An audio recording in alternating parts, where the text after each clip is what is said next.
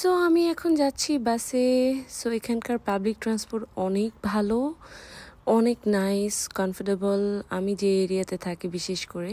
So আমি এখন যাচ্ছি আমার মেডিকেল কার্ডের জন্য। সো এখানে আমি মেডিকেল কার্ড অ্যাপ্লাই করে দিলাম। 20 ডেজ লাগবে, মোর দেন লাগতে পারে। সো এরপরে আমার কিছু শপিং ছিল বাসার।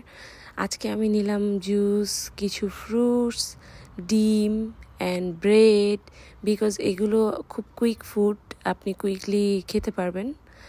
অ্যান্ড এখানে সেলফভাবে আপনাকে বিল করা যায়, so which is very good, time save. তো আমি এখন আমার বাজারগুলো নিয়ে হেঁটে হেঁটে যাচ্ছি। অ্যান্ড জাস্ট আমার বাসা সব কিছুর কাছে থেকে অনেক কাছে। অ্যান্ড জাস্ট আপনি আমার এরিয়াটা দেখেন, খুবই সুন্দর। আর এখন ছিল ইভিনিং, সো আর একটু পরেই সন্ধ্যা হয়ে যাবে। এখানে সান, যেহেতু এখন উইন্টার, সানটা খুব তাড়াতাড়ি চলে যায়।